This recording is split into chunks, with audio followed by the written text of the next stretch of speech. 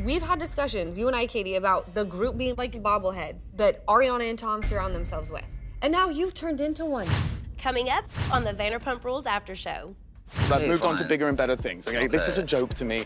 They're all, like, very accomplished musicians. Is that the trumpet or him? I can't tell. Shorts, I would break your dick in half. I think she meant not literally, but... I think she means it literally. I think he's very handsome. Katie would die.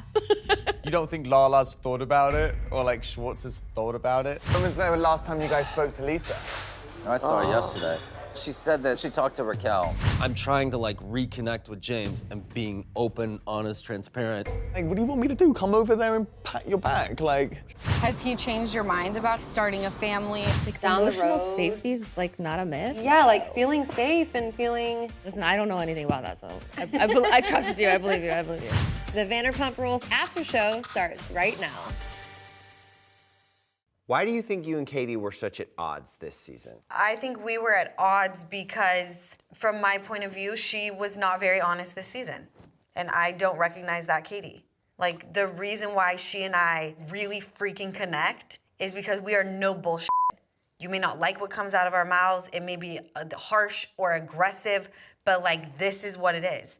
And I remember the phone call well. It was a phone call between myself, Jeremiah, and Katie, and I thought that it was gonna be a great phone call. In fact, Jeremiah asked us, like, do you wanna do him solo or should we just have you guys together? And I was like, just loop us in. Like, that's my bitch. And it was, You, Lala. yeah, it was very intense. She was accusing me of like not like being something, and it was almost like something having to do with us, but I don't remember exactly what it was pertaining to. We went over conversations that Katie and I have had about certain things. And I told Katie, you know, like, these are the things that you have said. And this is like, I don't know why you're shying away from this conversation. I'm no fake the funk here. Like, I can't do that shit. If I'm not genuinely upset with somebody at that time, in the moment, I'm not going to get myself upset with them. It's not gonna happen. And she said, if I start f***ing with her business, she's gonna f*** with mine. Now let's keep in mind, she don't have a business right now, all right? So let's start there. Something about her is nothing about her, as of right now. It don't exist, okay? I have a real life business, okay? So let's start there. She got so furious about this that at the end of it, she was like, F you, Lala, hung up the phone. And Jeremiah said, are you still there? And I was like, yeah, because I'm a grown-ass woman. I'm still here. See you tomorrow. Can't wait. That was the start of the season, yeah. Damn. It was a ridiculous fight, but anyway, yeah, I do remember that. Literally, I watched it in front of me. I'm like, we've had discussions, you and I, Katie, about the group being like bobbleheads that Ariana and Tom surround themselves with. They both do. And now you've turned into one. How do I talk to you? How do I talk to you? Oh, wow. What happened? Well, she had said many times that Ariana needed to be out of the house, that there was no reason why she should be in that house still. And then when cameras picked up, it was like the complete opposite. Everything Ariana was saying made perfect sense to Katie, and I'm like, take Ariana out of it, insert Sheena, same situation, you'd be having a fucking heyday. Could you imagine? Could you imagine? I can. And it would be very different, like things like that. And then she was getting annoyed about, I'm the only one doing shit for this sandwich shop. Like, where is she? Where is she? She's always late on her half of the rent. Like, I don't understand what's going on. She's dropping the ball. I think she was very worried about rocking the boat when she's invested hundreds of thousands of dollars into this restaurant. Yeah. And her business partner is Ariana. Like, I can't say I wouldn't feel the same way. I probably would. She had opinions. And the thing is like, you can have opinions and still have Ariana's back.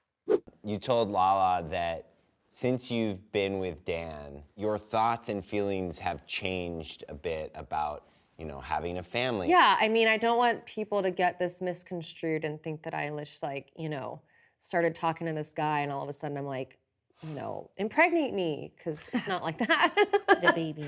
He's the first person that I've met that I'm actually like, oh, is that what that would be like?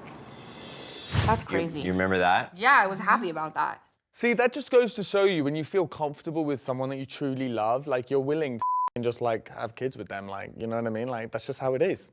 You know, she probably never felt 100% comfortable, and that's because Sandoval never gave her the security, technically, because he's always like, just busy being like Sandoval, you know? He's like in his own world. I have learned a lot about myself through this that I've gone through, and one of those things being that I can handle whatever comes at me. And I think that knowing that now about myself and knowing that like, oh, you know, people do have partners out there that are like really solid support systems and almost kind of like make you feel even more so like you can handle anything and do anything. You know, it's like the weaponized incompetence is like not a thing across the board with like everybody. Like down the emotional road. safety is like not a myth. Yeah, like feeling safe and feeling, it's like. Listen, I don't know anything about that, so I trust you, I believe you, I believe you. We did talk about it a little earlier on in their relationship, and I know she said the time she spends with Summer and just seeing, you know, Dan with his nephews and whatnot, that it is something she kind of changed her mind a little bit on. But she said she would still never be pregnant. So I don't think she's ever changing her mind on that. Well, luckily, you don't have to be pregnant to have a baby. Yeah. Right, she's got her eggs frozen, right? And thank God his sperm never touched them. Ariana wants me to fertilize her eggs. Like, it helps the eggs live longer and it's better for them. Do you want to do this?